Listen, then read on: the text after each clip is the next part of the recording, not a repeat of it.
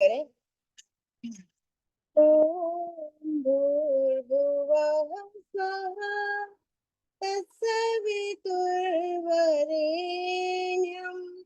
भर्गो देवस्य धीमहि धियो यो नः प्रचोदयात्। ॐ भूर्भुवः स्वः तत्सवितुर्वरेण्यं भर्गो देवस्य धीमहि धियो यो नः प्रचोदयात्। ॐ भूर्भुवः स्वः तत्सवितुर्वरेण्यं भर्गो देवस्य धीमहि धियो यो नः प्रचोदयात्। ओंकार प्रभु तेरा नाम गुण गावे संसार तमाम। प्राण स्वरूप प्राणों से प्यारा दूर दुखों के करने हारा। सुख स्वरूप सुखों के दाता अंत न कोई तुम्हारा पाता। सारे जग को पैदा करता सबसे उत्तम पाप कहरता। हे ईश्वर हम तुझे ध्यावे पाप कर्म के पास न जावे। बुद्धि करो हमारी उज्जवल जीवन हो हमारा निर्मल। ओम। आज के सत्संग में हमारा विषय हरियाली तीज रहेगा। हरियाली तीज की सभी को बहुत बहुत बधाई। आज हम हरियाली तीज सत्संग के माध्यम से मनाने जा रहे हैं भजनों की श्रृंखला में। सर्वप्रथम मैं तीज का एक गीत प्रस्तुत कर रही हूँ। आया तीज का त्योहार लाया खुशियां हजार। झूला झूले बागों में ये सारी सखियां। आया तीज का त्योहार लाया खुशियां हजार। झूला झूले बागों में ये सारी सखियां। रिम झिम बारिश आ रही। प्यारी प्यारी बूंदियां मन को है भा रही। रिम झिम बारिश आ रही। प्यारी प्यारी बूंदियां मन को है भा रही। कहीं पपीहा मचाए शोर कहीं नाच रहे हैं मोर। झूला झूले बागों में ये सारी सखियां। आया तीज का त्योहार लाया खुशियां हजार। झूला झूले बागों में ये सारी सखियां। कोयल भी मीठे मीठे गीत सुनाती है। कुहू कुहू करके ये मन को लुभाती है। कोयल भी मीठे मीठे गीत सुनाती है। कुहू कुहू करके ये मन को लुभाती है। ये है बादल घन घोर छाई हरियाली चारों ओर। झूला झूले बागों में ये सारी सखियां। आया तीज का त्योहार लाया खुशियां हजार। झूला झूले बागों में ये सारी सखियां। बहन की लाड पोतली भाई लेके आया है। भाई की सूरत देखी बहना हर्षाया है। बहन की लाड पोतली भाई लेके आया है। भाई की सूरत देखी बहना हर्षाया है। बहना दे रही आशीर्वाद यूं ही बना रहे ये प्यार। झूला झूले बागों में ये सारी सखियां। आया तीज का त्योहार लाया खुशियां हजार। झूला झूले बागों में ये सारी सखियां। हलवा पूड़ी गुजिया माँ ने बनाया है। परिवार को प्यार से खिलाया मन हर्षाया है। हलवा पूड़ी गुजिया माँ ने बनाया है। परिवार को प्यार से खिलाया मन हर्षाया है। पक रहे घेवर चारों ओर बच्चे खुशी से मचा रहे शोर, झूला झूले बागों में ये सारी सखियां। आया तीज का त्योहार, लाया खुशियां हजार, झूला झूले बागों में ये सारी सखियां। आया तीज का त्योहार, आया तीज का त्योहार, आया तीज का त्योहार, झूला झूले बागों में ये सारी सखियां। आया तीज का त्योहार। बहुत बहुत बधाई हो सभी को हरियाली तीज की। सब हरे भरे बने रहे, भगवान की कृपा सब पर बनी रहे। ओम। आगे का कार्यक्रम मैं आदरणीय जितेंद्र जी को सौंपती हूँ। बहुत बहुत धन्यवाद आदरणीय आशा जी। बहुत सुंदर गायत्री मंत्र के उच्चारण के साथ और तीज के सुंदर गीत के साथ आपने आज के सत्संग को प्रारंभ कराया। आर्य केंद्रीय सभा नगर निगम क्षेत्र फरीदाबाद के तत्वावधान में आयोजित इस सरल सत्संग में आप सभी का पुनः स्वागत और धन्यवाद। प्रत्येक शुक्रवार शाम 4 बजे से 5:30 तक यह कार्यक्रम होता है और आप सभी इस कार्यक्रम में नियमित रूप से जुड़ते हैं। आप सभी का पुनः बहुत बहुत हार्दिक धन्यवाद, अभिनंदन, स्वागत।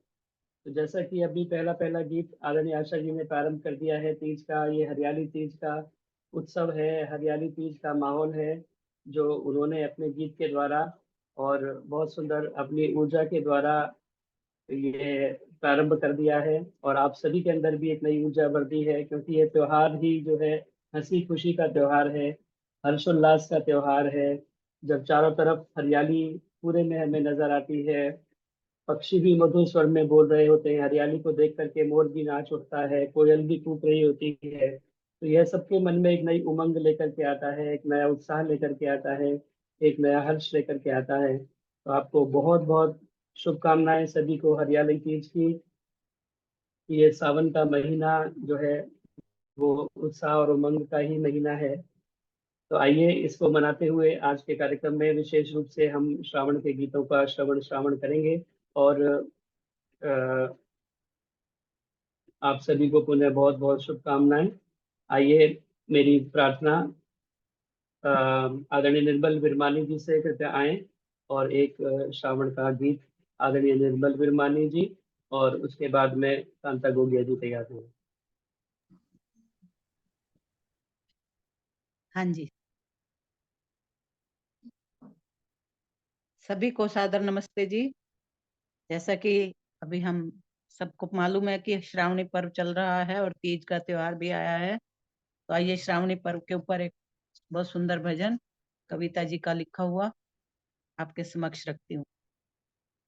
श्रावणी का त्योहार है, कुदरत का उपहार है, चहूं और हरियाली छाई, आ रही मस्त बहार है। श्रावणी का त्योहार है, कुदरत का उपहार है, चहूं और हरियाली छाई, आ रही मस्त बहार है। रंग बिरंगे फूल मनोहर प्रभु ने कला दिखाई है, प्रभु ने कला दिखाई है। हरे भरे पेड़ों पर पत्ते, धरती खूब सजाई है, धरती खूब सजाई है। बहे प्रेम की धार है, खुशियों की बहार है। बहे प्रेम की धार है, खुशियों की बहार है। सखी सहेली झूला झूले, गा रही गीत मल्हार है। श्रावणी का त्योहार है, कुदरत का उपहार है, चहूं और हरियाली छाई, आ रही मस्त बहार है। दादू मोर पपीहा कोयल मीठा राग सुनाते हैं, मीठा राग सुनाते हैं। कोयल काले मेघा नभ में सबका मन हर्षाते हैं, वो सबका मन हर्षाते हैं। मन में खुशी अपार है, करें परस्पर प्यार है। ठंडी ठंडी पवन चले और जल की पड़े फुहार है। श्रावणी का त्योहार है, कुदरत का उपहार है, चहूं और हरियाली छाई आ रही मस्त बहार है। ये पावन त्योहार श्रावणी सबके मन को भाया है, सबके मन को भाया है। वेद श्रुति और सत्संग का घर घर में नाद बजाया है, घर घर में नाद बजाया है। वेद ईश्वर का ज्ञान है, भक्ति रस का पान है। यह जाति ये श्रेष्ठ कर्म है, वेदों के अनुसार है। श्रावणी का त्योहार है, कुदरत का उपहार है। चहूं और हरियाली छाई आ रही मस्त बहार है। वेद का पढ़ना और पढ़ाना मानव धर्म हमारा है, मानव धर्म हमारा है। वेद का पढ़ना और पढ़ाना मानव धर्म हमारा है, मानव धर्म हमारा है। वेद के पथ पर सबको चलाना ये कर्तव्य हमारा है, ये कर्तव्य हमारा है। वेद के पथ पर सबको चलाना ये कर्तव्य हमारा है, ये कर्तव्य हमारा है। शुद्ध पवित्र विचार है, ऋषि की जय जयकार है। शुद्ध पवित्र विचार है, ऋषि की जय जयकार है। ईश्वर की ये सच्ची वाणी कविता यही आधार है। ईश्वर की ये सच्ची वाणी कविता यही आधार है। श्रावणी का त्योहार है, कुदरत का उपहार है। चहूं और हरियाली छाई आ रही मस्त बहार है। चहूं और हरियाली छाई आ रही मस्त बहार है। कहते हैं घेवर की खुशबू गुजियों की मिठास, आजकल का जो हमारा मिठाई का है। घेवर की खुशबू गुजियों की मिठास, चूड़ियों की खनक मेहंदी रचे हाथ। झूले की पींगे सखियों के साथ, सावन की फुहारें अपनों का प्यार। मुबारक हो आप सबको तीजों का त्योहार, मुबारक हो आप सबको तीजों का त्योहार। बहुत बहुत धन्यवाद समय देने के लिए, बहुत बहुत धन्यवाद। बहुत बहुत धन्यवाद आदरणीय निर्मल वर्मानी जी, बहुत सुंदर गीत आपने कविता जी का लिखा हुआ सुनाया। तीज का आपने शुभकामनाएं भी दी कविता के माध्यम से, बहुत बहुत धन्यवाद। यह वास्तव में श्रवण और श्रावणी का जो पर्व है उसका एक तरह से चरम है, जो हरियाली तीज के ऊपर सभी मिलकर के मनाते हैं। और प्राचीन काल में तो झूला झूलने की परंपरा इस पर रहती थी, तो बिना झूला झूले तीज का पर्व पूरा नहीं होता था। आजकल तो लेकिन शहरों के अंदर थोड़ी सी इसमें व्यवस्था उतनी अच्छी नहीं हो पाती, कहीं कहीं तो भी प्रयास करते हैं कि चाहे सिंबॉलिक ही सही एक झूले का अरेंजमेंट किया जाए और थोड़ा थोड़ा सभी झूलने का प्रयास करें। लेकिन मुझे अच्छे से याद है बचपन में जब हम देखा करते थे तो महिलाएं बहुत बढ़िया तरीके से इकट्ठे होकर के पूरे मोहल्ले की एक साथ मिल करके तीज का त्योहार मनाती थी। और बड़े बड़े झूले जो है डाले जाते थे और बहुत ऊंची ऊंची टींगे दे करके बहुत अच्छे तरीके से गीत गा करके इसको मनाया जाता था। तो उसी परंपरा को अब थोड़ा थोड़ा और लोग बढ़ा रहे हैं आगे, अच्छी बात है। मिल करके हमें ये पर्व मनाना चाहिए। तो आइए इसी क्रम में मेरी प्रार्थना आदरणीय कांता गोगिया जी से कृपया आए और अपना गीत रखें। कांता गोगिया जी, और इसके बाद में राज अरोड़ा जी गुड़गांव से जुड़ी हुई है, वो तैयार हैं। बिंदु मदान जी भी जुड़ी हुई है गीत के लिए, वो भी तैयार हैं गीत के बाद में। कांता गोगिया हाँ जी। हाँ जी, मैं एक ऋषि का छोटा सा भजन रखूंगी। सब भाई बहनों को सादर नमस्ते जी। सुनो वेद वाणी करो शुभ करम, प्रभु ने दिया है ये अनमोल तन। सुनो वेद वाणी करो शुभ करम, प्रभु ने दिया है ये अनमोल तन। ऋषिवर ने वेदों की बंसी बजाई, हवन नित्य संध्या करो बहनों भाई। प्रभु के भजन से करो शुद्ध मन, प्रभु के भजन से करो शुद्ध मन, सुनो वेद वाणी करो शुभ कर्म, सुनो वेद वाणी करो शुभ कर्म, दीनों अनाथों का बनाओ सहाई, वेदों की विद्या सबको दिलाई, दिया हमको सत्यार्थ साइक रतन, दिया हमको सत्यार्थ साइक रतन, सुनो वेद वाणी करो शुभ कर्म, सुनो वेद वाणी करो शुभ कर्म,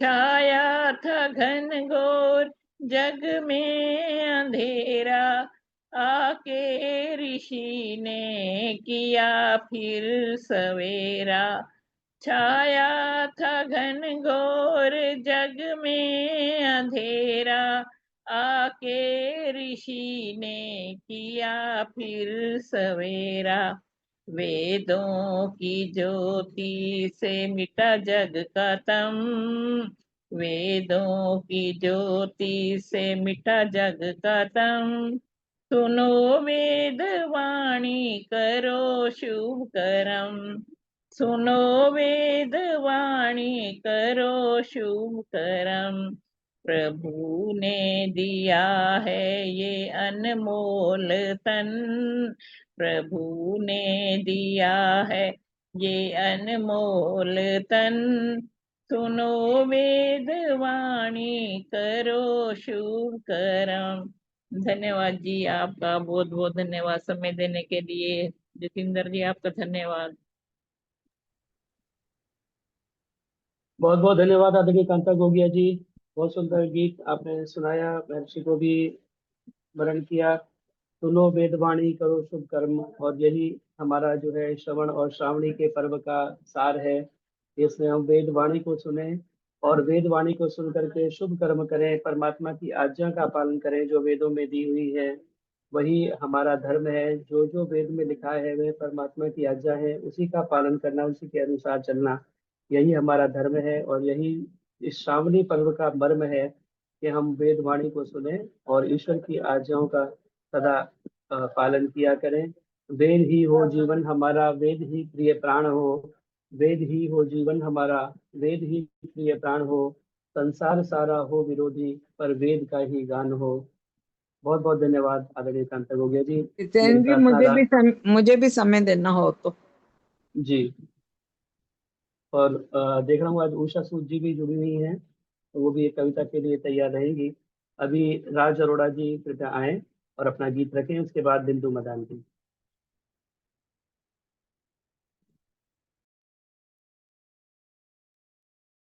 नमस्ते जितेंद्र जी।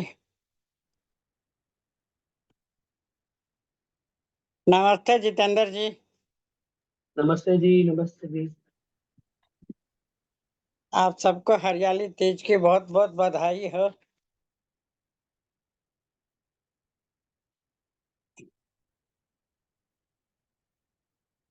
अर्जी लगा ले मनवा प्रभु दरबार में, दे दे आशीष दाता डूबूं तेरे प्यार में। अर्जी लगा ले मनवा प्रभु दरबार में, दे दे आशीष दाता डूबूं तेरे प्यार में। यही एक प्रार्थना तो प्रभु से किए जा, यही एक प्रार्थना तो प्रभु से किए जा। ओम नाम अपनी इस वाणी से लिए जा, ओम नाम अपनी इस वाणी से लिए जा। प्रभु साना साचा साथी दूजा संसार में। प्रभु साना साचा साथी दूजा संसार में। दे दे आशीष दाता डूबूं तेरे प्यार में। दे दे आशीष दाता डूबूं तेरे प्यार में। हर जी लगा ले मनवा प्रभु दरबार में। दे दे आशीष दाता डूबूं तेरे प्यार में। चाहता है मुक्त होना इस भव रोग से। चाहता है मुक्त होना यदि भव रोग से। लगा ले लगन तू प्यारे अष्टांग योग से। लगा ले लगन तू प्यारे अष्टांग योग से। समय को ना खो तुम, समय को ना खो तुम जग के इस प्यार में। दे दे आशीष दाता डूबूं तेरे प्यार में। समय को ना खो तुम इस जग के प्यार में। दे दे आशीष दाता डूबूं तेरे प्यार में। अर्जी लगा ले मनवा प्रभु दरबार में। दे दे आशीष दाता डूबूं तेरे प्यार में। वही पिता है तेरा है सच्ची माता तेरी। वही पिता है तेरा है सच्ची माता तेरी। उसकी शरण में जाकर कट जाएगी तेरी बेड़ी। उसकी शरण में जाकर कट जाएगी सब बेड़ी।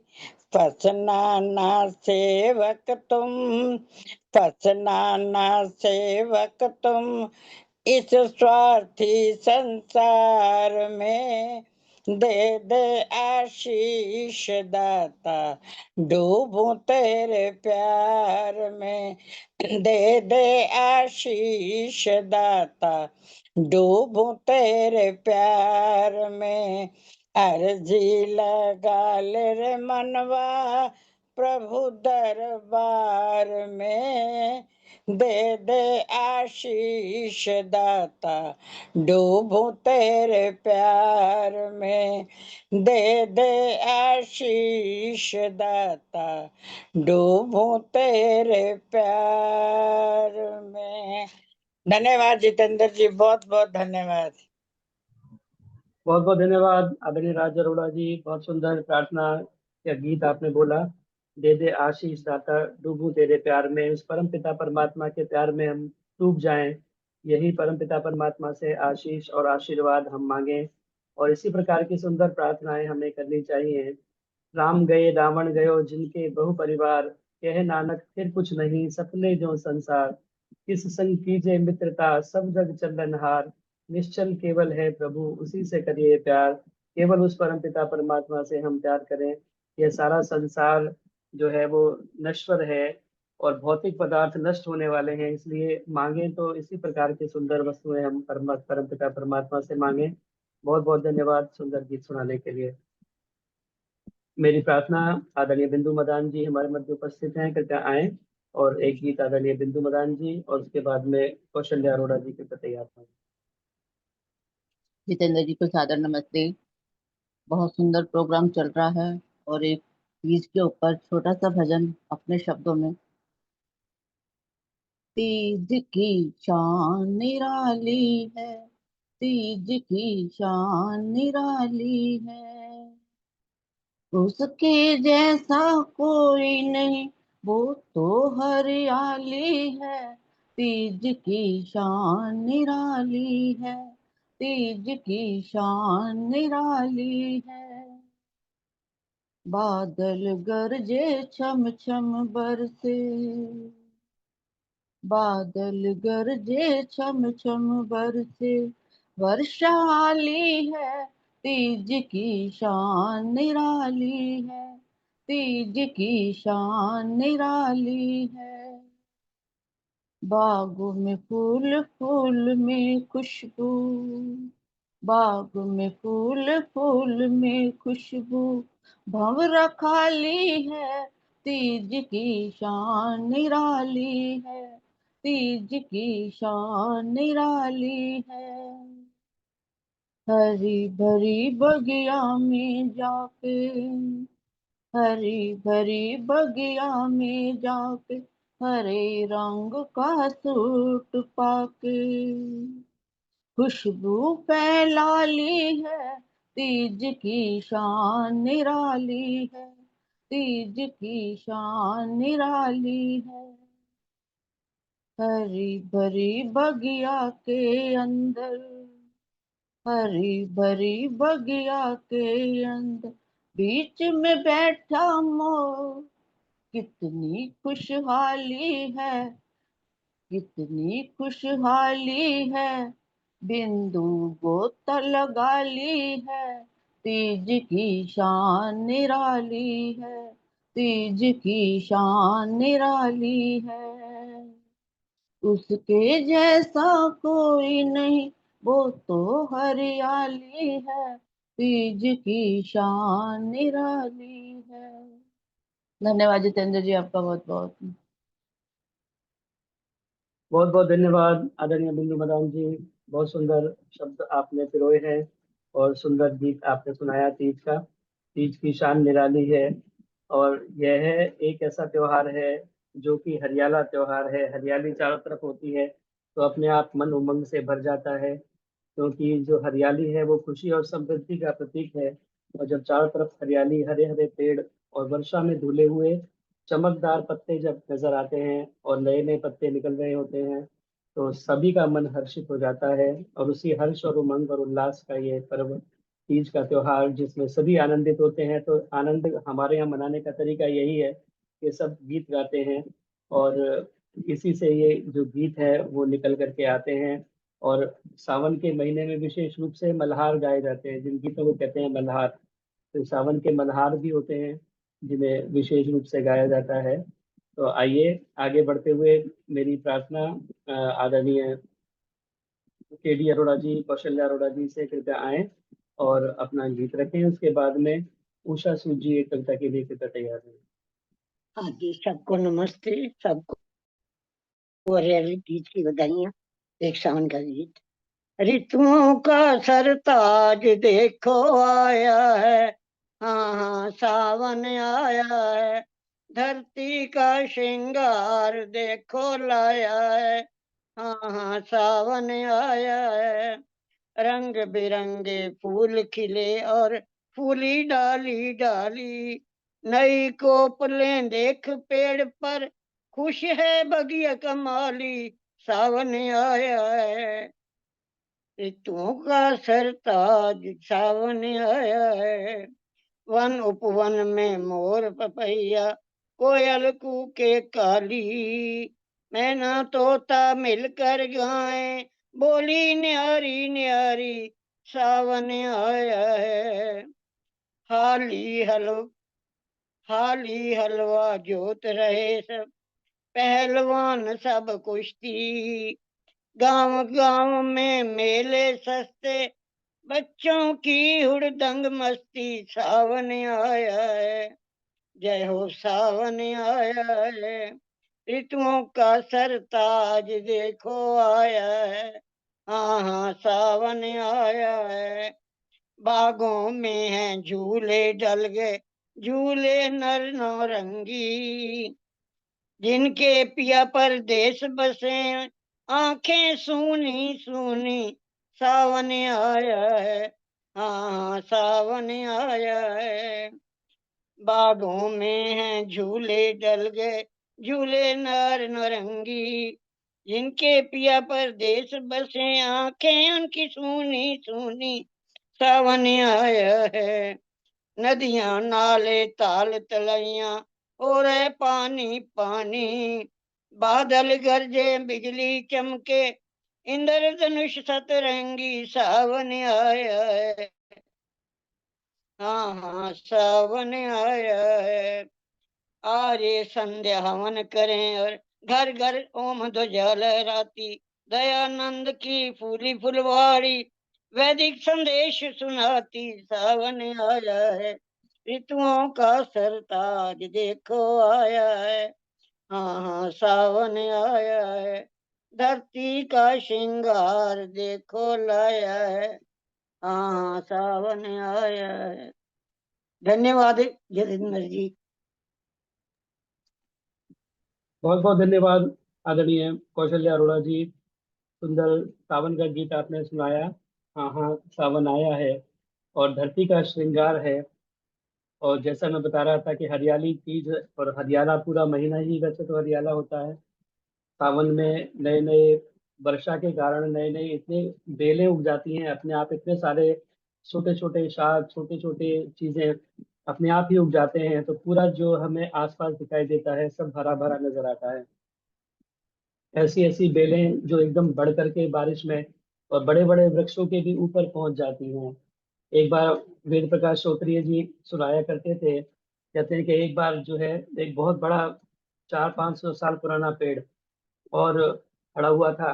वर्षा में उसके ऊपर एक बेल नीचे से निकल करके आई और वर्षा में बढ़ करके एकदम ऊपर चली गई और उस वृक्ष के भी ऊपर जाकर के थोड़ा सा लहरा रही थी, मानो उसे चिढ़ा रही थी पेड़ को कि दादा तुम इतने बूढ़े हो लेकिन मैं अभी जो है आई हूँ और आपके भी ऊपर जाकर के मैं खड़ी हुई हूँ।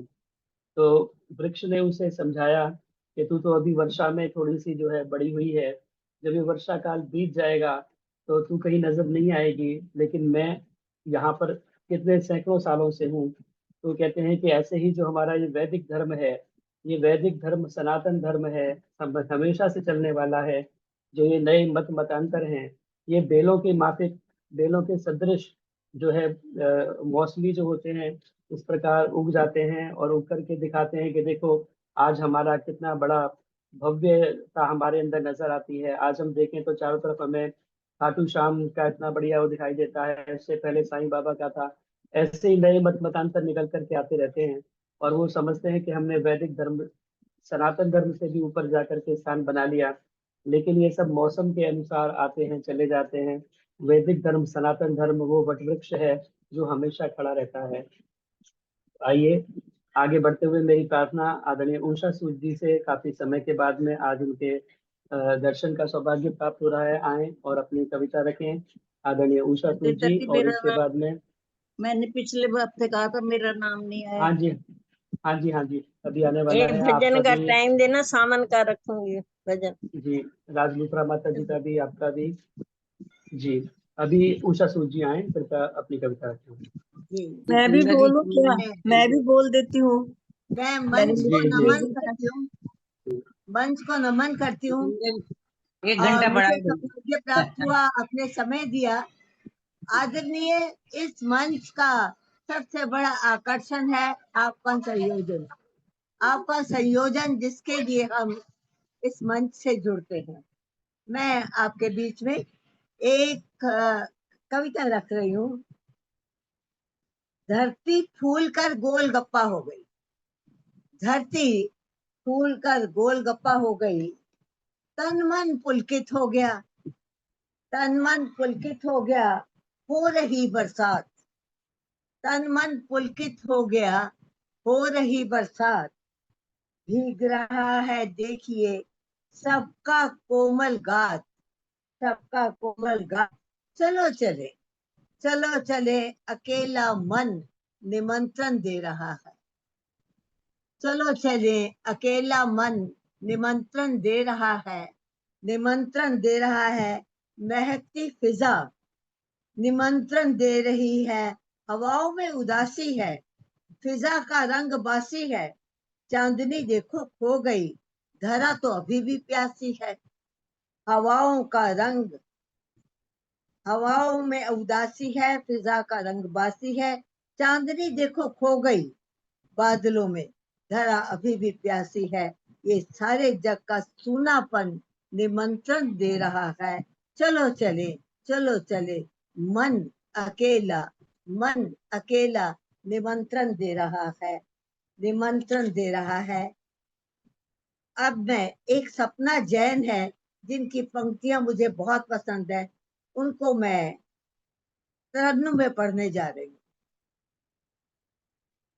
घिरे बादल चले पुरवार, पवन तो अब मचलता है। घिरे बादल चले पुरवार, पवन तो अब मचलता है। छटा देखो निराली है, क्षमा छम छम बरसता है। छटा देखो निराली है, क्षमा छम छम बरसता है। रखे सब झूल झूलों पर, अरे सावन सरसता है। रहे सब झूल झूलों पर, अरे सावन सरसता है। पहाड़ी गीत सुनते हैं, पहाड़ी राग बजता है। पहाड़ी गीत सुनते हैं, पहाड़ी राग बजता है। चले पुरवा, चले पुरवा, पवन तो अब मचलता है। घिरे बादल चले पुरवा, पवन तो अब मचलता है। छटा देखो निराली है, क्षमा छम छम बरसता है। कई जोड़े बड़े प्यारे, जिनमें प्यार पलता है। कई जोड़े बड़े प्यारे, कि जिनमें प्यार पलता है। महकती कलियां है फूलों से, उपवन खूब सजता है। महकती कलियां है फूलों से, उपवन खूब जचता है। घिरे बादल चले पुरवा, पवन तो अब मचलता है। छटा देखो निराली है, क्षमा छम छम बरसता है। क्षमा छम छम बरसता है। सुनो पंछी चहकते हैं, मयूरा नाच उठता है। सुनो पंछी चहकते हैं, मयूरा नाच उठता है। चलो साथी के संग संग में, सुहाना दिल ये कहता है। चलो साथी के संग संग में, सुहाना दिल ये कहता है। घिरे बादल चले पुरवा, पवन तो अब मचलता है। छटा देखो निराली है, क्षमा छम छम बरसता है। हुई बारिश बहे झरने, नजारा खूब दिखता है।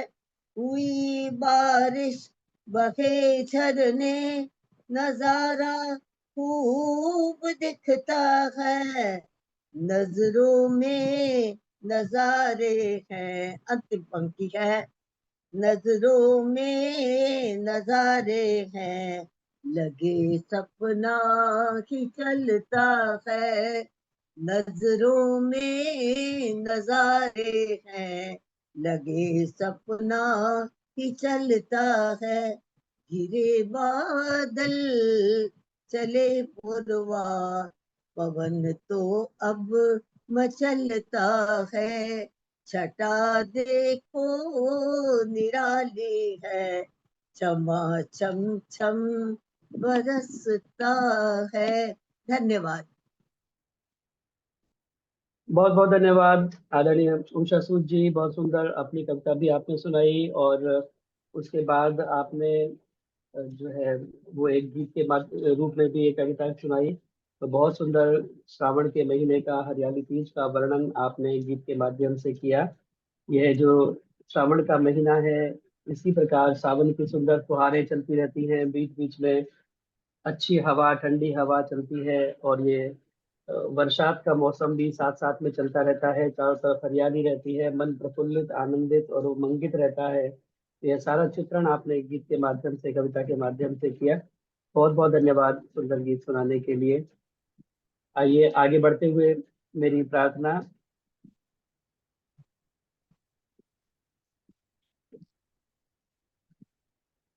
दो दो मिनट सबको दे दो जितेंद्र जी। हाँ जी हाँ, ऐसा छोटा छोटा करेंगे। करके सभी बोलेंगे थोड़ा सा। हाँ, निकलेगी, एक किसकी निकलेगी आ- लॉटरी? आज तो चित्रहार जो है थोड़ा सा हो तीज जाएगा। का मैंने किसी का नाम नहीं बोला था, अगला किसका है? तीज का एक बढ़िया गाना था, इसलिए 2 मिनट चाहिए। हाँ जी जी जी। आइए पहले मेरी प्रार्थना आदरणीय राजलू प्रभाता जी से, कृपया आए, अपना गीत रखें, और उसके बाद में सुदर्शन चौधरी जी। राजलू प्रभाता जी अपना माइक ऑन कर लें।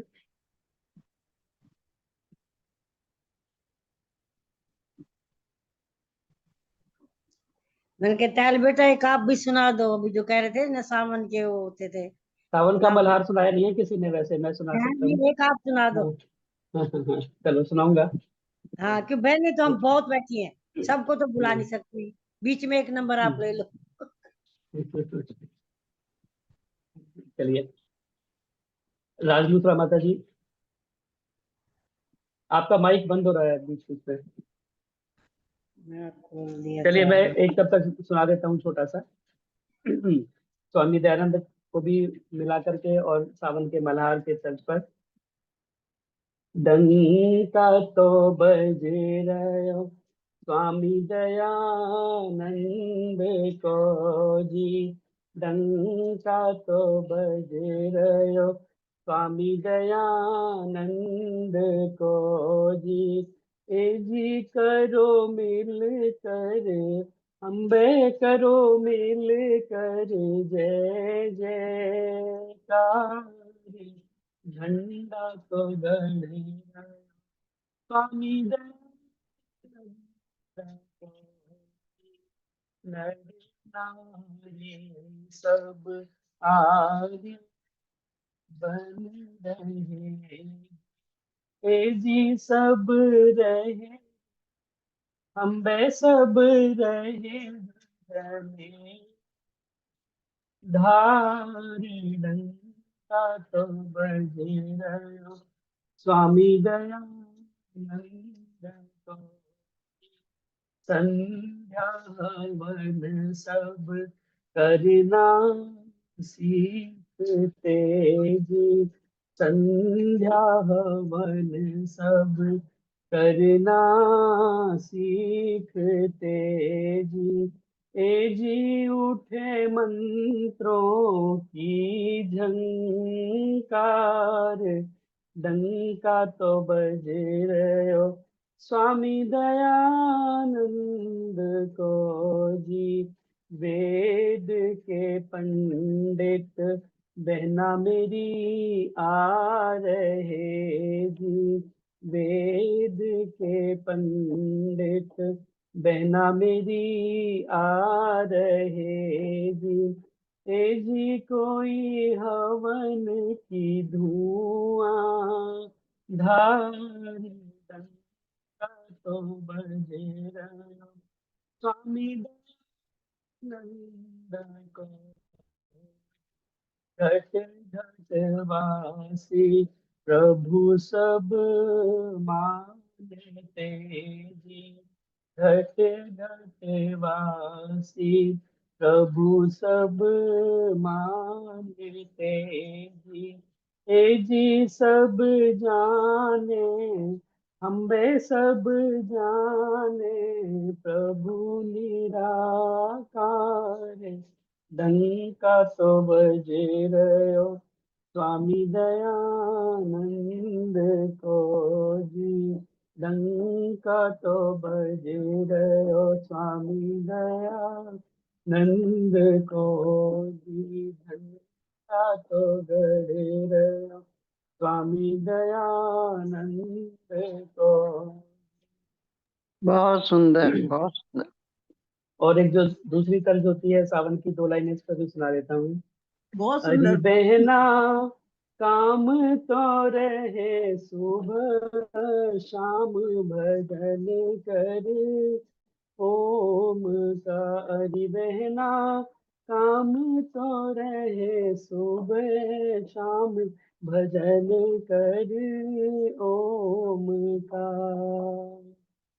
सभी सुखों का दाता ओम, सभी सुखों का दाता, हरि बहना यही तीरथ यही धाम, भजन कर ओम का। हरि बहना काम तो जितेंद्र जी रहे आवाज सुबह बहुत कट रही है। शाम, भजन कर। माइक थोड़ा पास में रख दीजिए, थोड़ा आप दूर हरि बैठे हो। बहना काम तो रहे सुबह शाम, भजन कर ओम का। मन तो है चंचल वश में करो, मन तो है चंचल वश में करो। अरे बहना थामो तुम इसकी लगाम, भजन कर ओम का। अरे बहना थामो तुम इसकी लगाम, भजन कर ओम का।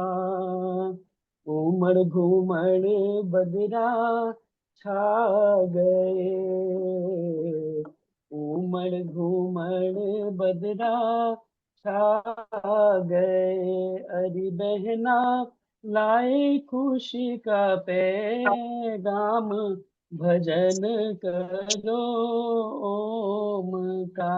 अरे बहना काम तो रहे सुबह शाम, भजन करो ओम का।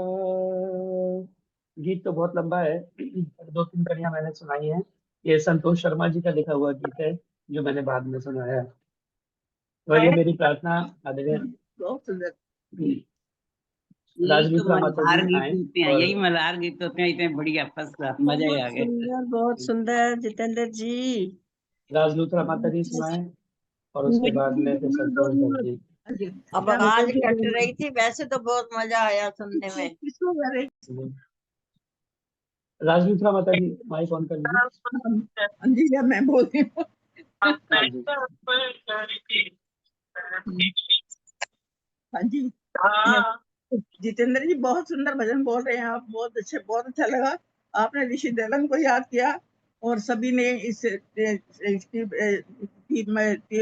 तीज का जो भजन बोले हैं वो सारे इस ऋषि दयालन को समर्पित किए हैं। तो मैं ऋषि दयालन को नमन करते हुए एक भजन प्रस्तुत कर रही हूँ ऋषि दयालन का। आवाज आ रही मेरी? मेरी आवाज आ रही है? जिसकी वजह से हम आज स्टेज खड़े होकर सब बोल रहे हैं, आइए उसको नमन करते हुए उस देव दयालन को याद करें। गूंज रही है आज दिशाएं, गूंज रहा ये चमन है, क्रांति दूत है दयानंद, तुम्हें 100-100 बार नमन है। गूंज रही है आज दिशाएं, गूंज रहा ये चमन है, क्रांति दूत है दयानंद, तुम्हें 100-100 बार नमन है। नाम तुम्हारा रहेगा जग में, जब तक चांद गगन है, क्रांति दूत हे दयानंद, तुम्हें 100 बार नमन है, तुम्हें 100 बार नमन है। सच्चे शिव की खोज में ही तुमने सर्वस्व लगाया था, तुमने वेदों की वाणी का अमृत हमें पिलाया था, तुमने सब सुख छोड़ दुखों को अपने गले लगाया था, अंधकार में आशाओं का तुमने दीप जलाया था। आज तेरे आदर्शों पर नतमस्तक तेरा वतन है, क्रांति दूत है दयानंद, तुम्हें 100 बार नमन है। गूंज रही है आज दिशाएं, गूंज रहा ये चमन है, क्रांति दूत है दयानंद, तुम्हें 100 बार नमन है, तुम्हें 100 बार नमन है। राह दिखाई तुमने हमको, उस पर सदा चलेंगे हम, जिन सपनों को छोड़ गए उनको साकार करेंगे हम। कितने ही तूफान उठे पर उनसे नहीं डरेंगे हम, मातृभूमि की बलिवेदी पर 100 बार मरेंगे हम। कोटि कोटि मानव करते नत होकर तुम्हें नमन है, क्रांति दूत हे दयानंद, तुम्हें 100 बार नमन है। गूंज रही है आज दिशाएं, गूंज रहा ये चमन है, क्रांति दूत हे दयानंद, तुम्हें 100 बार नमन है। नाम तुम्हारा रहेगा जग में जब तक चांद गगन है, क्रांति दूत है दयानंद, तुम्हें 100 बार नमन है, तुम्हें 100 बार नमन है, तुम्हें 100 बार नमन है। बोलो ऋषि दयानंद की जय। जय हो। बहुत बहुत बहुत बहुत धन्यवाद। धन्यवाद, बहुत बहुत धन्यवाद। जी धन्यवाद माता राजदूत्रा जी। स्वामी दयानंद को आपने सुंदर गीत के शब्दों के माध्यम से आपने याद किया, बहुत बहुत धन्यवाद। आइए, समय कम है और ज्यादा कुछ ना बोलते हुए मेरी प्रार्थना आदरणीय सुदर्शन चौधरी जी से आए और एक छोटा सा गीत 2-3 कड़ियां सुनाएं और उसके बाद में संतोष दत्त जी। बहुत बहुत धन्यवाद जितेंद्र जी और बहुत बहुत नमस्ते। एक छोटा सा गीत ही रखूंगी। जब कोई संस्कृति विलुप्त होने वाली होती है, उसको जागृत करने का सबसे बढ़िया तरीका यही है कि रंगारंग प्रोग्राम रखे जाएं समाज के साथ, परिवार के साथ, तभी आनंद आता है। तो ये हरियाली तीज की आप सबको हार्दिक बधाई। छोटा सा भजन। तेरी बहना बोली कोयलिया काली, आई है तीज हरियाली, झूला तो झूलो मिलके बाग में। अरी बहना बोली कोयलिया काली, आई है तीज हरियाली, झूला तो झूलो मिलके बाग में। सखियों के संग दामन डोले, बहुत पुरानी गाथा, झूला डाल पे डाले थी माँ, समय न जाए बिरथा। एरी झुक गई अम्बुआ की डाली, आई तीज हरियाली, बोली कोयलिया काली, हरी झूला तो झूलो मिलके बाग में। एरी टोली बना के झूला झूले सारी छोरी छारी, रिम झिम मिया बरसे, बूंद लगे बड़ी प्यारी। अरी बहना बरसा की ऋतु निराली, आई है तीज हरियाली, बोली कोयलिया काली, झूला तो झूलो मिलके बाग में। तेरी सखियों का ही तीज मिलन है, ये त्योहार सुहाना, सखियों का ये तीज मिलन ये है त्योहार सुहाना। महावीर यदुवंशी लिखता सुदर्शन गाए गाना। महावीर यदुवंशी लिखता सब मिल गाओ गाना। अरे बहना ऋतु है बड़ी निराली, आई है तीज हरियाली, बोली कोयलिया काली, झूला तो झूलो मिलके बाग में। धन्यवाद जी, बहुत बहुत। बहुत बहुत धन्यवाद। थोड़े शब्दों में ही आपने पूरा आनंद सावन के महीने का, तीज का दिलाया, और मल्हार आपने सुंदर सुनाया। बहुत बहुत धन्यवाद। मेरी प्रार्थना संतोष धर जी से कृपया आए और छोटा सा एक आप भी एक गीत सुनाएं, आदरणीय संतोष धर जी।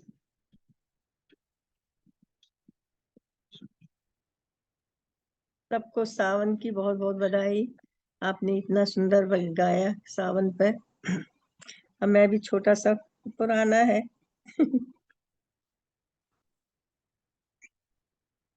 सावन की रुत अलबेली सहेली, देखो सावन के झूले पड़े हैं। हाय सखी सावन के झूले पड़े हैं। सावन की रुत अलबेली सहेली, देखो सावन के झूले पड़े हैं। हाय सखी सावन में झूले पड़े हैं।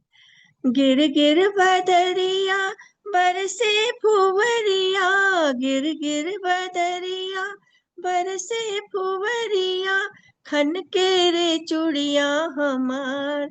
हाय सखी खन के रे चूड़िया हमार। कोयल की बोली नवेली सहेली, देखो सावन में झूले पड़े हैं। हाय सखी सावन में झूले पड़े हैं। सर सर पवरिया चूहे चुनरिया, सर सर पवरिया चूहे चुनरिया, जप के रे अखियां हमार। हाय सखी जप के रे अखियां हमार। गीतों की ढोली में गुनगुन सहेली, देखो सावन के झूले पड़े हैं। हाय सखी सावन में झूले पड़े हैं। चमके बिजुरिया न आए सावरिया, चमके बिजुरिया न आए सावरिया, धड़के रे जियरा हमार। हाय सखी धड़के रे जियरा हमार। हाय सखी धड़के रे जियरा हमार। कोयल की बोली नवेली सहेली, देखो सावन में झूले पड़े हैं। हाय सखी सावन में झूले पड़े हैं। सावन की रुत अलबेली सहेली, देखो सावन में झूले पड़े हैं। हाय सखी सावन में झूले पड़े हैं। धन्यवाद जी, बहुत पुराना है। बहुत बहुत धन्यवाद। पुराना है लेकिन ओल्ड इज मुझे भी गोल्ड। 2 मिनट पुराने देना भाई साहब। जी, बहुत हम लोग जी बहुत आप धमाल सुंदर। मचाते थे स्टेज पे। तो वहाँ कंपनी में चलिए धमाल होता था, पूरा महीना महीना चलता था प्रैक्टिस। ये वही वाला मेरी डायरी में लिखा हुआ है। बहुत बढ़िया, बहुत अच्छे शब्द हैं और बहुत क्लासिकल बहुत पर ये आधारित ना है। भोजपुरी ये सब है, बहुत भोजपुरी सब गाने। जी, बहुत बहुत धन्यवाद। वीना गांधी जी भी 2 मिनट अपना गीत फटाफट सुना लें। नमस्ते जी, सभी को नमस्ते। मेरा भी छोटा सा ही है बस सावन पे। अरे बहना छाई घटा घन घोर, सावन के दिन आ गए, उमड़ उमड़ घन गरजते। अरे बहना ठंडी ठंडी पड़त फुहार, सावन के दिन आ गए। बदरा जो गरजे बिजली चमकती, अरे बहना बरसत मूसलाधार, सावन के दिन आ गए। कोयल तो बोली हरियल डाल पे, अरे बहना हंसा तो करत की को, सावन के दिन आ गए। वन पे पपिया पियू पियू रहो जी, अरे बहना गोरी तो गए मल्हार, सावन के दिन आ गए। सखियां तो हिल मिल झूला झूलती जी, अरे बहना हमारे पिया परदेस, सावन के दिन आ गए। लिख लिख पतियों में भेजती, अजी राजा सावन की लाई है बहार, सावन के दिन आ गए। धन्यवाद जी। है तो बहुत बड़ा, मैंने बस 5 ही लाइनें सुनाई हैं। बहुत बहुत धन्यवाद। चलिए एक छोटा सा चित्रहार हो गया छोटे छोटे गीतों का सावन के सारे। बहुत बहुत धन्यवाद सुंदर गीत सुनाने के लिए। आइए अब समय की सीमा को देखते हुए वज्र की श्रृंखला को ये विराम देना पड़ेगा, और इसके बाद फिर अभी तो सावन चल रहा है, अभी ये गीत और भी हमारे कंटिन्यू रहेंगे। तो आप सभी को पुनः हरियाली तीज की बहुत बहुत शुभकामनाएं, बहुत बहुत बधाई। एक बार पुनः आप सभी का स्वागत और धन्यवाद। आर्य केंद्रीय सभा नगर निगम क्षेत्र फरीदाबाद के तत्वावधान में आयोजित इस सरल सत्संग में सामान्य निर्देश आप सभी को विदित हैं। फेसबुक पर यह कार्यक्रम लाइव चल रहा है, वहां पर भी आप जाकर के बाद में इस कार्यक्रम को देख सकते हैं। लाइक करें, कमेंट करें, शेयर करें। और कुछ लोग जो फेसबुक के माध्यम से इस कार्यक्रम के साथ में जुड़े हुए हैं, आदरणीय विजय श्री त्यागी जी मोदी नगर से हमेशा फेसबुक के माध्यम से आप जुड़ती हैं, तो बहुत बहुत स्वागत उन लोगों का भी जो फेसबुक के माध्यम से इस कार्यक्रम में सम्मिलित हो रहे हैं। स्वेच्छानुसार दान देने के लिए मेरा मोबाइल नंबर है, इस पर फोन पे, पेटीएम, यूपीआई इत्यादि के माध्यम से आप अपना सात्विक दान भेज सकते हैं। और इस बीच में आदरणीय एस.के. कोहली जी ने 500 रुपए की राशि भेजी है, उनका भी बहुत बहुत धन्यवाद। हरियाली तीज की पुनः हार्दिक शुभकामनाएं। और इस श्रावण के महीने में जो श्रावण का महत्व है, उसी के अंतर्गत ये वेद प्रचार महोत्सव आर्य केंद्रीय सभा नगर निगम क्षेत्र फरीदाबाद के द्वारा आयोजित किया जा रहा है, जिसमें मुख्य सहयोग आदरणीय माता प्रेमलता गुप्ता जी का है, जिन्होंने आचार्य हरिशंकर अग्निहोत्री जी को इस कार्यक्रम के लिए आमंत्रित किया हुआ है। आगरा से चल करके हमारे बहुत ही अच्छे वक्ता आदरणीय आचार्य हरिशंकर अग्निहोत्री जी का प्रवचन हमें विशेष रूप से सुनने के लिए मिलेगा। और 27 जुलाई से प्रारंभ होकर यह कार्यक्रम 3 अगस्त तक चलेगा। विभिन्न सत्रों में प्रातःकालीन कार्यक्रम ज्यादातर स्कूलों और गुरुकुलों इत्यादि में है। सायकालीन जो सत्र हैं 27 तारीख रविवार को आदरणीय सत्य प्रकाश अरोड़ा जी के निवास स्थान पर 704 सेक्टर 16 में होगा। और उसके बाद 28 तारीख का कार्यक्रम, इसमें कार्ड में आर्य कन्या सदन लिखा हुआ है, लेकिन मुझे पता चला है कि आर्य कन्या सदन में ना होकर यह कार्यक्रम गुरुकुल गतपुरी में रहेगा। 28 तारीख सोमवार का। 29 मंगलवार का कार्यक्रम आर्य समाज NH4 फरीदाबाद में रहेगा। 30 तारीख बुधवार आर्य समाज सेक्टर 7 फरीदाबाद में। 31 तारीख बृहस्पतिवार का कार्यक्रम बृहस्पतिवार, शुक्रवार, शनिवार 31, 1 और 2 अगस्त तक यह कार्यक्रम आर्य समाज सेक्टर 15 में शाम को 4:30 से 6:30 तक चलेगा। 3 अगस्त को प्रातःकाल का जो सत्र है वो आर्य समाज सेक्टर 15 में ही होगा, और शाम को फिर गुरुकुल मंझावली में 2 से 4 तक यह कार्यक्रम रहेगा। तो इस पूरे कार्यक्रम में जो भी लोग सम्मिलित हो सकते हैं, निश्चित रूप से सम्मिलित होकर के इस कार्यक्रम का पूरा पूरा लाभ उठाएं। बहुत ही अच्छे वक्ता हैं, बहुत अच्छे प्रकार से वो पूरी बात को हमारे बीच में बिठा देते हैं, विषय को अच्छे प्रकार से समझाते हैं, तो आप निश्चित रूप से लाभान्वित होंगे। आइए अब मैं स्वागत कर रहा हूँ हमारी अपनी ही आदरणीय उषा चित्कारा जी, मंत्री महिला प्रभार आर्य समाज आर्य केंद्रीय सभा नगर निगम क्षेत्र फरीदाबाद का उनके पास में है। आज श्रावणी के पर्व के उपलक्ष्य में विशेष चर्चा उनके द्वारा हम सुनेंगे। श्रावणी का पर्व क्या और क्यों और कैसे इसको मनाएं, इसी संदर्भ में उनकी चर्चा रहेगी। मेरी प्रार्थना आदरणीय उषा चित्कारा जी से कृपया आए और अपनी इस चर्चा को हमारे मध्य में रखें। आदरणीय उषा चित्कारा जी। आज हम सरल सत्संग के माध्यम से श्रावणी पर्व मनाने के लिए क्या, क्यों, कैसे, जैसे कि जितेंद्र जी ने क्वेश्चंस डाल ही दिए हैं, तो इस विषय में मैं कुछ विचार रखना चाहूंगी। इससे पहले कि मैं बोलना शुरू करूं, मैं आप सबको इस पुनीत पावन पर्व की बधाई देती हूँ, शुभकामनाएं प्रस्तुत करती हूँ और आप सबका अभिनंदन करती हूँ हार्दिक शुभकामनाओं के साथ। हम सभी ने अभी 12 भजन सुने और सभी का जो सार था वो श्रावण के महीने का ही था। अब मैं इसको, ये सामान्य तौर पे जो श्रावण समझा जाता है, सावन समझा जाता है, उस पे भजन हुए और तथ्य भी बताया गया कि वेदों का कर्म करें, वेदों का पालन करें। तो श्रावणी पर्व हमारी वैदिक संस्कृति में 4 मेन त्योहार हैं, मेन पर्व हैं, जिनको कि हम 4 महापर्व कह सकते हैं हिंदी में।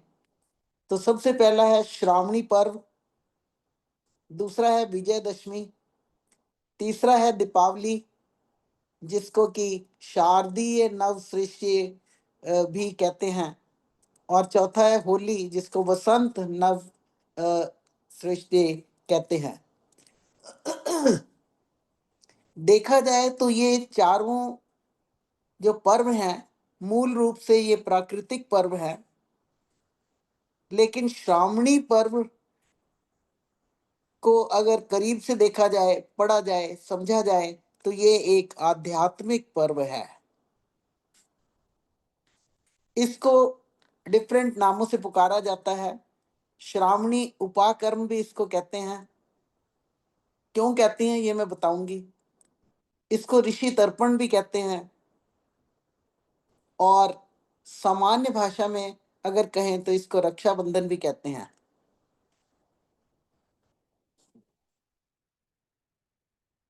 अब जैसे कि सावन की परिभाषा है, तो वैदिक संस्कृति में हमें ये पता चला कि आषाढ़ और सावन के महीने में किसान लोग अपने खेत जोतकर उनमें बुआई करते हैं और इनको ये काम करने में लगभग 2 महीने लग जाते हैं, जो कि श्रावण के महीने में आकर पूरा होता है।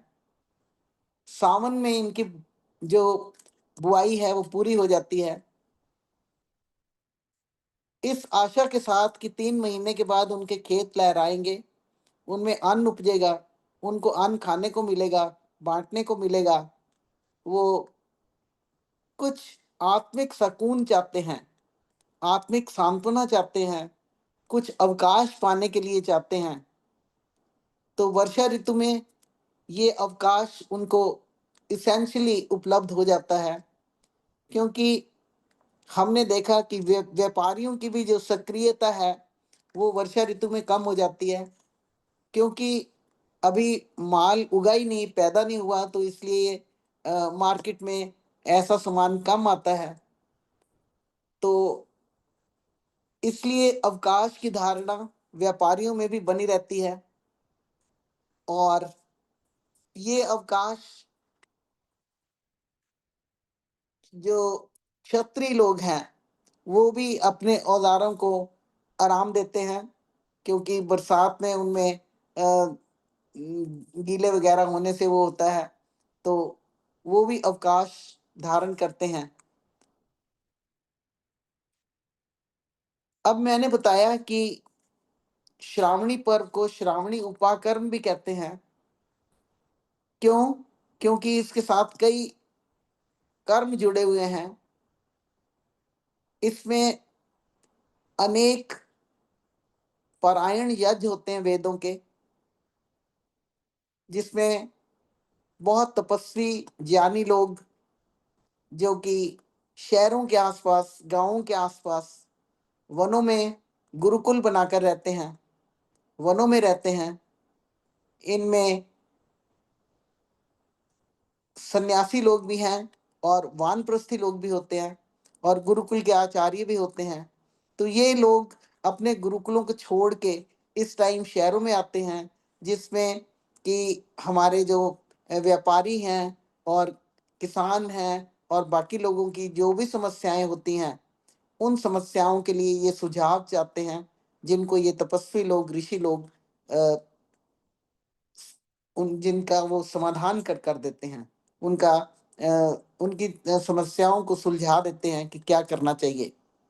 इसीलिए इस त्योहार को ऋषि तर्पण भी कहते हैं, क्योंकि जब ऋषि लोग आते हैं, घूमते हैं, वो उपनिषदों की कथा करते हैं, वेदों के पारायण यज्ञ करवाते हैं और प्रवचन देते रहते हैं जगह जगह पर घूम घूम कर, और सब लोग इसमें लाभान्वित होते हैं। तो इसके बदले में क्या होता है कि ऋषियों को भी तर्पण, तर्पण का मतलब है तृप्त करना, उनको भी तृप्त करना सुनने वालों का, फायदा उठाने वालों का फर्ज बन जाता है। तो जो सुनने वाले हैं, ये तपस्वी ज्ञानी लोगों के सामने अपनी समस्याएं रखते हैं, और रखते थे शुरू से, अब भी रखते हैं, और फिर सभी लोग इन ज्ञानियों को संतुष्ट करने के लिए अन्न, धन और सेवा से तृप्त करते हैं। इसलिए इसको ऋषि तर्पण कहते हैं, उनकी तृप्ति कराना ये बहुत जरूरी है। कहते हैं ना कि आपने कोई यज्ञ कराया तो उसमें दान बहुत जरूरी है। अगर दान नहीं किया है, यज्ञ कराने वाले को तृप्त नहीं किया, तो वो यज्ञ सफल नहीं होता। क्योंकि आफ्टर ऑल जो तपस्वी लोग हैं, जो वानप्रस्थी लोग हैं, जो ऋषि लोग हैं, जो सन्यासी लोग हैं, उनके कोई कमाई का जरिया नहीं होता। उनके जो जीवन है वो गृहस्थियों के ऊपर ही डिपेंड करता है। तो सबसे ज्यादा जो है वो जिम्मेवारी गृहस्थियों की हो जाती है। तो गृहस्थी जब वो उनकी डिफरेंट समस्याओं की, गृहस्थियों की और सभी की डिफरेंट समस्याओं की सॉल्यूशंस देते हैं ऋषि लोग, सन्यासी लोग, वानप्रस्थी लोग, तो उसको हम ऋषि तर्पण कहते हैं। और सबको मालूम है कि ऋषि तर्पण अन्न, धन और सेवा से किया जा सकता है। और दूसरा श्रावणी पर्व का मेन पॉइंट यह है कि बच्चे जो हैं, जो गुरुकुल में भेजे जाते हैं, वो भी इसी महीने में भेजे जाते हैं। उनको एडमिशन कराया जाता है। कैसे? कि उनका कुल बदला जाता है। पहले तो वो बच्चे हैं तो अपने पिता के कुल में रह रहे हैं, इसके बाद उनका कुल बदल जाता है, उनको गुरुकुल में भेज दिया जाता है। तो गुरुकुल में जब बच्चे जाते हैं तो आचार्य पहले इन बच्चों को 3 दिन तक अपने गर्भ में रखता है। गर्भ में रखने से मतलब कि उनको अच्छे से अध्ययन करता है कि इस बच्चे की क्या योग्यता है, इसकी कितनी आईक्यू है, जिसको इंग्लिश में आईक्यू बोलते हैं, इसमें क्या करने की क्षमता है, उसको वो पढ़ लेता है। उसी हिसाब से उसको वो सब्जेक्ट दिए जाते हैं और पढ़ाया जाता है। तो उसका कुल बदल जाता है, अब वो गुरुकुल को बिलोंग करता है। कहते हैं कि गुरु जो है वो अपने बच्चे को पेट में रखता है, मतलब कि वो उसके पूरे इंटरेस्ट का अध्ययन करता है और उसके गुणों का, और फिर उसको इसके बाद इन ब्रह्मचारियों का उपनयन संस्कार होता है। उपनयन, उप का मतलब नजदीक, नयन का मतलब लाना। नजदीक लाते हैं। नजदीक किसके लाते हैं? शिक्षा के, गुरुओं के, और उनके जो लक्ष्य हैं उसके। इसके लिए उनको उपनयन, यज्ञोपवीत, उपनयन मीन्स यज्ञोपवीत संस्कार किया जाता है। यज्ञोपवीत का मतलब है यज्ञ करने का अधिकार उनको मिल जाता है। अब बच्चे पूरा पूरा, आपने देखा होगा गुरुकुल के छोटे छोटे ब्रह्मचारी, ब्रह्मचारिणियां बहुत सुंदर यज्ञ करते हैं। और वो फिर सिर्फ ये बात यहीं खत्म नहीं हो जाती कि जब वो फिर बनकर पढ़कर निकलते हैं तो कुछ आचार्य बन जाते हैं। और फिर उनका जब दीक्षांत समारोह होता है तो उनसे वचन लिया जाता है कि वो क्या करें। वो जो जनेऊ उनको पहनाया गया था, यज्ञोपवीत किया गया, कराया गया था। यज्ञोपवीत में 3 धागे होते हैं। 3 धागे का मतलब पहले उन्होंने ऋषि ऋण उतारना है, फिर उन्होंने पितृ ऋण उतारना है, और फिर उन्होंने देव ऋण उतारना है। ये देव कैसे उतारेंगे? ये अपनी जो उन्हें शिक्षा ग्रहण की है उसका मनन करके, उसको फिर आगे देके, प्रसार करके, सिर्फ यहीं तक नहीं, फिर उसके ऊपर फर्दर रिसर्च करके अपने व्यूज भी वो देते हैं। और वो इस तरीके से गुरुकुल आगे आगे बढ़ते हैं और हमारे लिए आचार्य लोग तैयार होते हैं। अब एक पॉइंट मैं बताना रह गया कि जब मैंने वानप्रस्थियों का नाम लिया तो वानप्रस्थी तो गृहस्थों से ही जाते हैं, लेकिन बात यह है कि आजकल वानप्रस्थ लेने को कोई तैयार नहीं होता, घरों के साथ चिपके रहते हैं। वेद में एक मंत्र आया है, अथर्ववेद में, कि जब बेटे की शादी होती है, बहू आती है घर में, तो ससुर उसका जब पदार्पण कराते हैं घर में, तो उसको कहते हैं कि बेटी अब तू इस घर की सम्राज्ञी है, सम्राज्ञी, रानी है अब तू इस घर की। मतलब कि घर का सारा जो भार है उसको सौंप दिया जाता है। लेकिन मॉडर्न जमाने में ना तो वो लड़कियां भार उठाने को तैयार हैं और ना ही सासू माँ भार देने को तैयार हैं। तो इस पे थोड़ा सा विचार करने वाली बात है। तो आने वाली बहुओं को भी अपनी जिम्मेवारी समझनी चाहिए और छोड़ना भी चाहिए। ठीक है, सभी लोग वन में नहीं जा सकते, लेकिन घर में भी वो रहकर वानप्रस्थी की तरह रह सकते हैं। तो इसके डिटेल में जाने से तो बहुत टाइम लगेगा। तो हमारा सब कुछ ये जो मैंने बताया ये वेदों से ही निकल रहा है। वेद हमारे मार्गदर्शक हैं। एक अभी अभी भजन बोला सबसे पहले, तो आशा ने कहा कि आया तीजों का त्योहार झूला झूले, ये तो सामान्य मीनिंग हो गया। फिर निर्मल वर्मानी जी ने भी कहा खुशियों का त्योहार है और कुदरत के उपहार है, कुदरत तो उपहार है ही है। फिर ऋषि का संदेश दिया कांता गोगिया ने कि पढ़ो वेद वाणी को और करो शुभ कर्म। अब ये बहुत बड़ी बात है, पढ़ो वेद वाणी। सिर्फ पढ़ने से बात नहीं बनेगी, उसका मनन करना पड़ेगा, उसको आचरण में लाना पड़ेगा। इसके लिए मैं ये एडवाइस करूंगी कि हम लोग कम से कम एक मंत्र रोज पढ़ें जो हमें अच्छा लगे, उसको मुंह जुबानी याद भी कर लें और फिर उस पर मनन करने का प्रयत्न करें। तो इस तरीके से धीरे धीरे धीरे धीरे क्या है कि वेद का संदेश हम आगे भी पहुंचा पाएंगे, अपने घर गृहस्थी में बच्चों को भी दे पाएंगे और इस तरीके से बात आगे बढ़ती रहेगी। इस अच्छे कर्म करने पे जो कांता गोगिया जी ने कहा कि ऋषि का संदेश है कि आप वेद पढ़ो और अच्छे कर्म करो, पढ़ो वेद, वेद वाणी और करो शुभ कर्म। अब शुभ कर्म से मुझे एक इंसिडेंट याद आया। 2005 की बात है। फेडरर एक विंबलडन टेनिस प्लेयर हुए हैं, बड़े विंबलडन राज्य में वो, he is the icon in tennis field. तो एक बार 2005 में मैच जीतने के बाद वो किसी गांव में गए और अफ्रीका के किसी गांव में ऐसे घूम रहे थे। तो उनको एक साउथ अफ्रीका में एक हार्ट ब्रेकिंग सिचुएशन दिखी। उन्होंने देखा कि दो छोटी छोटी बच्चियां, twin girls, had been left abandoned outside a local health clinic। तो फेडरर को बहुत देख के बड़ा शॉक लगा। तो उसने reportedly stepped into fund for their education, care for long terms and with the support of some working discreetly through a foundation partner. मतलब किसी फाउंडेशन से फाउंडेशन में एक पार्टनर के साथ उसने बात की और उसने कहा कि इन दो बच्चियों को रखो और इनकी सपोर्ट करूंगा मैं हर तरह से, पढ़ने के लिए भी, खेलों के लिए भी, ग्रो करने के लिए भी। ये कहकर वो अपना दान उनका लगातार लगा रहा, वो अपने करते रहे। ये था अच्छा कर्म। और वो लड़कियां जवान होकर 20 साल की बहुत सुंदर लड़कियां निकल आई। फिर हुआ क्या कि ये दोनों बहनें, they appeared unexpectedly at a tribute gala for Federer which was held in Geneva to honor his lifelong achievements। आप सबने फेडरर का नाम सुना होगा, टेनिस के फील्ड में ही इज एन आइकॉन। तो वहां पे उनको एक गैला, एक पार्टी में उसको ऑनर करना था। वहां पे ये दोनों बहनें पहुंची और वहां पे उन्होंने अपनी कहानी सुनाई।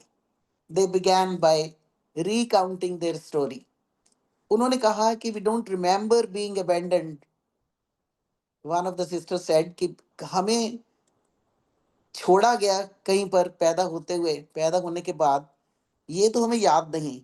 बट वी रिमेम्बर कि we were saved by someone who is sitting just by my side right now। तो फेडरर भी, he was just stunned कि अच्छा ये वही लड़कियां हैं। उसकी आंखों में आंसू आ गए। इतनी प्यारी सुंदर दो लड़कियां जो कि अब बहुत बड़ी पोजीशन पे थी और बहुत रिच थी।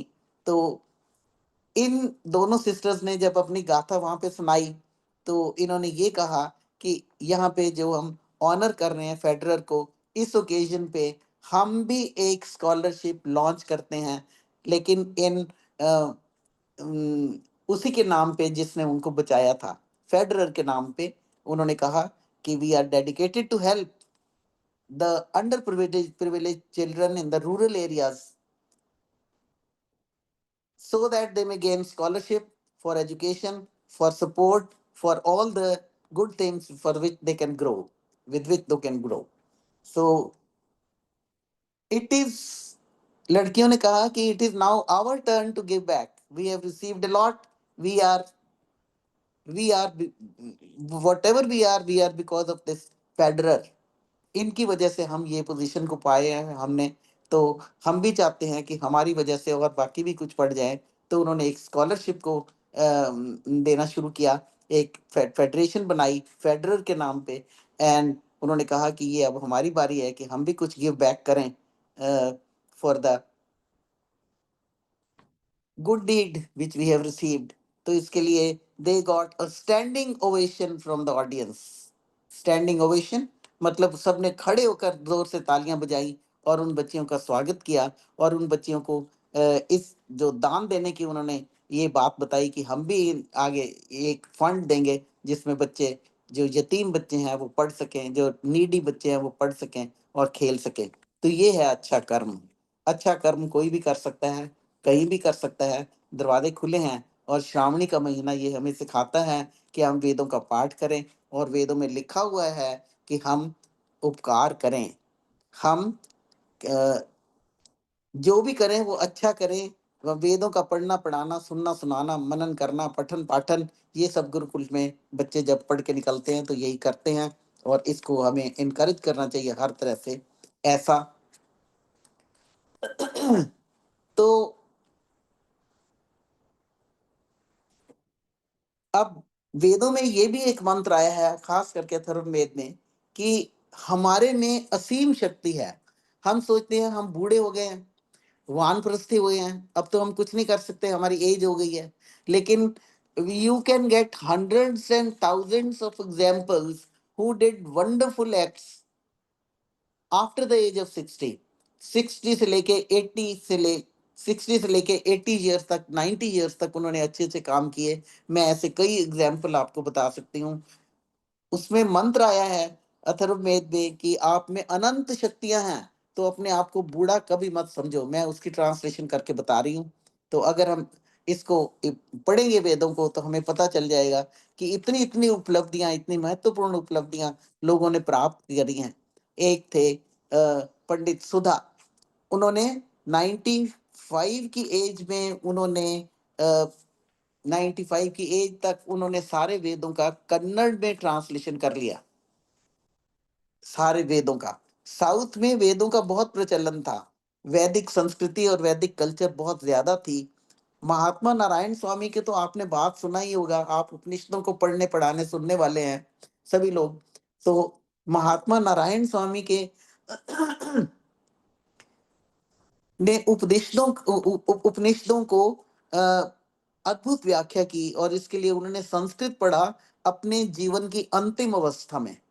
वैसे वो उर्दू और पारसी के विद्वान थे, लेकिन उन्हें संस्कृत पढ़ी और उपनिषदों की अद्भुत व्याख्या की।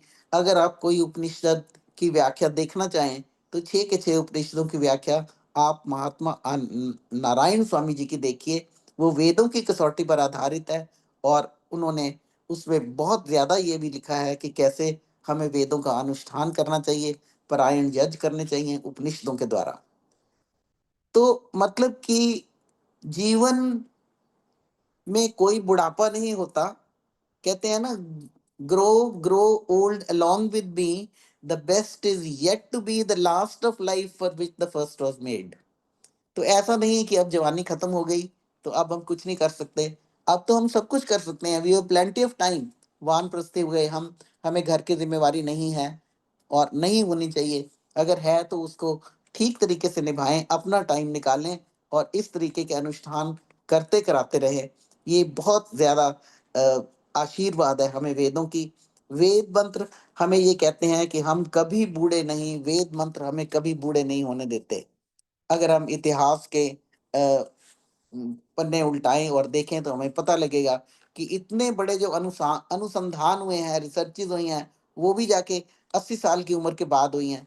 मैंने अभी सुधाकर चतुर्वेदी का नाम लिया, जो कि बेंगलोर में ही है, और 125 वर्ष की आयु उन्होंने प्राप्त की, और उन्होंने चारों वेदों का कन्नड़ में ट्रांसलेशन किया।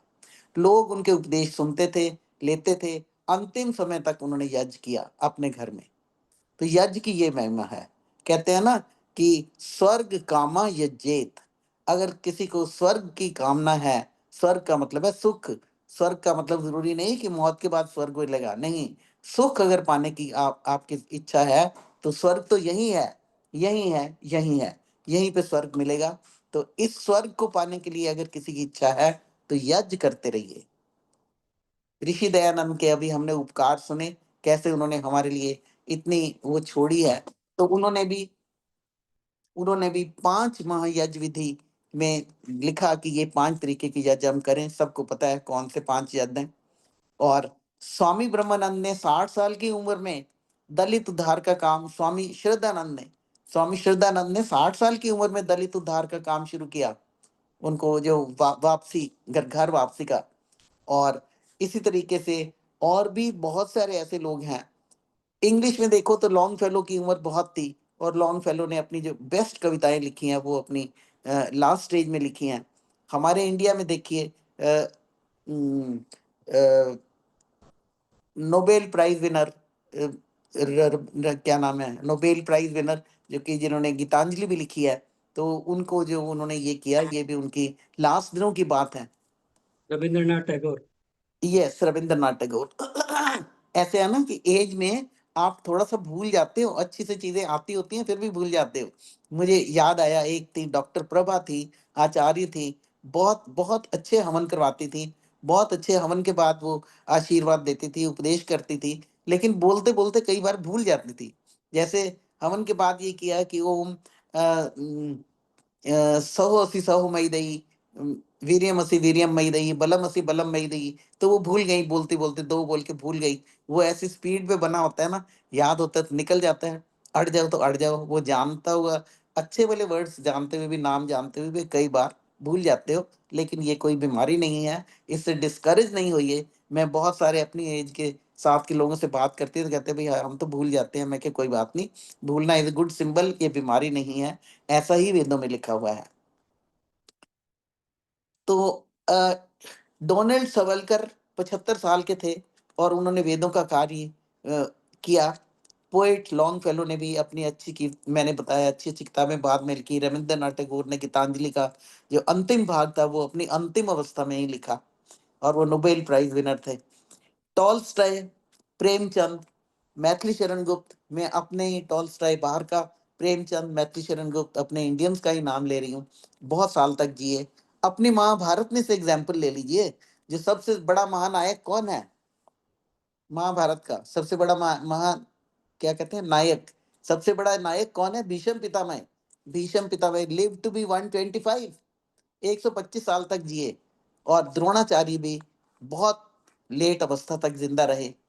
सीनियर सिटीजन होने के बाद जो हम सोचते हैं कि हम बुजुर्ग हो गए, हमने ऐसा नहीं सोचना। वेद में कहीं नहीं लिखा कि हम बूढ़े हैं। बूढ़े होने का तो कोई मंत्र है ही नहीं। ये है कि जैसा आप सोचो वैसा होवोगे।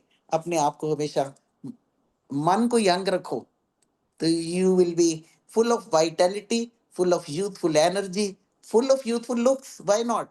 थोड़े बहुत रिंकल्स हो भी गए तो नेवर माइंड। तो it's a part of life, it's a sign of your wisdom, it's a sign of your growth.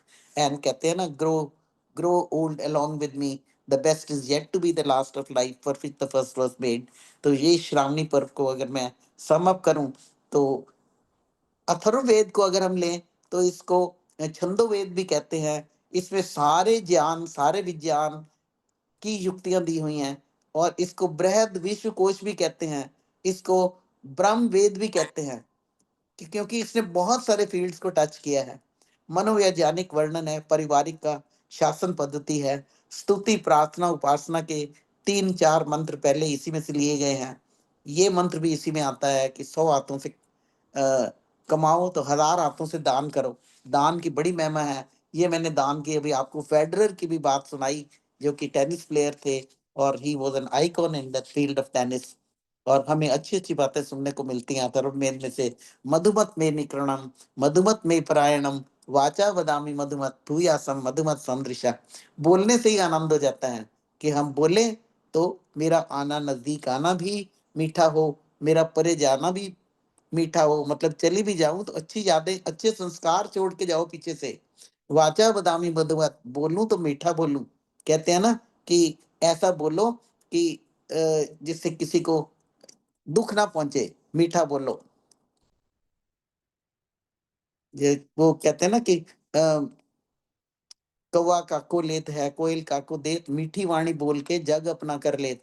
ऐसी वाणी बोलिए मन का आपा खोए, औरन को शीतल करे आपू शीतल होए। तो ये स्थायी ज्ञान जो हमें मिलता है, ये वेदों से मिलता है। वेद में इसी तरीके से आध्यात्मिक, आधिभौतिक, आधिदैविक तीनों तरीकों से उन्नत करने के लिए, उन्नति करने के लिए, और आध्यात्मिक, आधिदैविक, आधिभौतिक, इन 3 तरह में अगर कोई त्रुटियां आ जाती हैं, दोष आ जाती हैं, तो उनसे हम बच सकते हैं। ये श्रावणी पर्व हमारा मार्गदर्शन करता है, क्योंकि इस महीने में वैदिक संस्कृति के हिसाब से सभी स्थानों पर, सभी शहरों में, सभी जगह पर यज्ञ होते हैं, या पारायण यज्ञ होते हैं, प्रवचन होते हैं, उपदेश होते हैं। वेदों के मनन के लिए उपदेश दिया जाता है, अच्छी सलाह दी जाती है। मैं इंग्लिश में अगर कहूँ तो 1 वर्ड में कह सकती हूँ, they are torch bearers for us. Ved हमारे टॉर्च बेयरर हैं, और यज्ञ उसका तरीका है, करने का साधन है। एक मंत्र आता है छोटा सा अथर्ववेद में, जिसमें सिर्फ 3 वर्ड है, श्रमेण तपसा ऋत। कि श्रम से और तप से और सत्य के आधार पर आप जो काम करोगे तो आप सफल होगे। ये है 3 वर्ड, लेकिन दिस ए लॉट। श्रमेण, श्रमेण तो करना ही करना है। कहते हैं ना कि प्रार्थना तभी स्वीकार होती है, प्रार्थना से पहले पुरुषार्थ है। श्रमेण, हम श्रम करने से ना कतराएं। हम बैठे बैठे सोच लें कि हो जाएगा, तो नहीं। कहते हैं ना, उठो, जागो और करो। उत्तिष्ठ, जागृत, जो मतलब उठ के जाग के अपना शुरू करो काम। Don't wait for the next day, क्योंकि time is now. The past is dead and gone, the future is yet to come. Who knows? It's the present. So let's live in the living present. Let's live in the living present. और समाज के हर वर्ग में, हर वर्ग का इस पर्व में योगदान है, श्रावणी पर्व में, क्योंकि सभी लोग इसमें लगते हैं, तभी यज्ञ होता है। वानप्रस्थ इस धर्म का आधार है, इस पर्व का आधार है। और मानसिकता में हमारे परिवर्तन होना चाहिए, तभी हम ऋषि ऋण से ऋण होंगे। तो मैंने बताया कि ऐसा ये प्रेरणास्पद, शिक्षाप्रद पर्व है कि हम इससे जितना सीख सकें उतना कम है। तो आओ कि हम श्रावण के महीने को इतनी ही खुशी से मनाएं, जितनी खुशी से अभी लोगों ने भजन गाए, और बहुत सुंदर तरीके से गाए। और जितेंद्र तायल जी ने तो अपनी उसमें मलिहार को क्या कहते हैं, उसमें दयानंद जी के वो गाए कि कैसे दयानंद जी आ गए और वेद के पंडित आ गए, और सुबह शाम ओम करो, मन तो है चंचल, इसको वश में करो। And likewise everybody spoke wonderfully well, very persuasive और वेरी अट्रैक्टिव टू लिसन। और झूला झूलने का मतलब, झूला झूलो, फिजिकल झूला है तो दिस इज वेरी गुड, झूलो, लेकिन मन से झूलो, मस्ती में झूलते रहो। थैंक करो गॉड का हर time for every small thing you get, and be satisfied. जो आपके पास है वो पर्याप्त है, जो है वो काफी है। उसके लिए हमेशा से थैंकफुल रहिए और चेयरफुल रहिए। इस श्रावणी पर्व को चेयरफुलनेस से मनाइए। उपनिषदों को सुनिए, वेदों के भाषण सुनिए, उन पे मनन कीजिए और वेदों का बात करें। तो मैंने बताया कि श्रमेण तपसा और सत्य, श्रम, तप और सत्य से अगर हम जीवन बिताएंगे तो हम कुछ ना कुछ कर पाएंगे, कुछ दान भी कर पाएंगे, कुछ किसी का भला भी कर पाएंगे। कर भला तो हो भला। इसी के साथ मैं सबका बहुत धन्यवाद करती हूँ कि इतना सुंदर माहौल मिला। ऐसे लगा कि जैसे हम श्रावण तो मना ही रहे थे, जैसे सावन के झूले में ही बैठे हों, ऐसे लगा। इसी के साथ जितेंद्र जी का बहुत बहुत धन्यवाद, सभी मेरी एक बहनों का, भाइयों का, लिसनर्स का। आई एक एम थैंकफुल। मैं आपसे बात पूछ रही हूँ कि हवन करने में जैसे कहते हो आप घी के बिना हवन कर सकते हैं, वो कैसे करेंगे? उसका हाँ जी, तरीका बताएं। ऐसे है, मैंने एक बार बताया था कि हवन तो हमें रोज करना ही चाहिए। देखो, अगर हमारे हालात ऐसे हैं, हम ऐसी जगह पे बैठे हैं, अब आप यूएस में हैं तो आप अग्नि नहीं जला सकते, अंदर जाके वो मना है। तो आप अपना बैठ के अपने मंत्र बोलिए, आप पानी लेके बैठ जाइए, पानी के साथ कर लीजिए, आचमन कीजिए, सब कुछ कीजिए। आहुति नहीं भी देंगे तो कोई बात नहीं, आप अपने मंत्र बोलिए। हर मंत्र का मीनिंग आपके आंखों के दिमाग के सामने आ जाना चाहिए, बंद आंखों के सामने। दैट इज प्रेयर, दैट दिया इज जला हवन, दैट सकते इज हैं यज्ञ।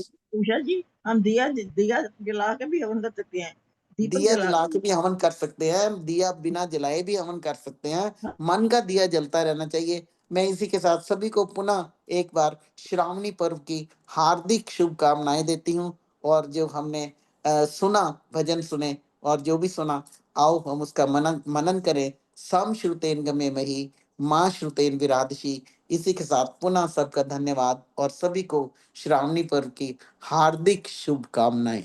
धन्यवाद। जैसे होती डालते हैं हम सूर्य ज्योति ज्योति सूर्य स्वाहा, तो ऐसे हाँ, ज्वाइन उसका कर दे। उसका मतलब ये है, सूर्य ज्योति ज्योति स्वाहा, कि ये सूर्य की जो ज्योति है ये हमारे लिए सुख देने वाली हो। स्वाहा का मतलब जरूरी नहीं है कि स्वाहा करके राख करना, नहीं। स्वाहा का मतलब सुख हो, ये हमें सुख देने वाली हो।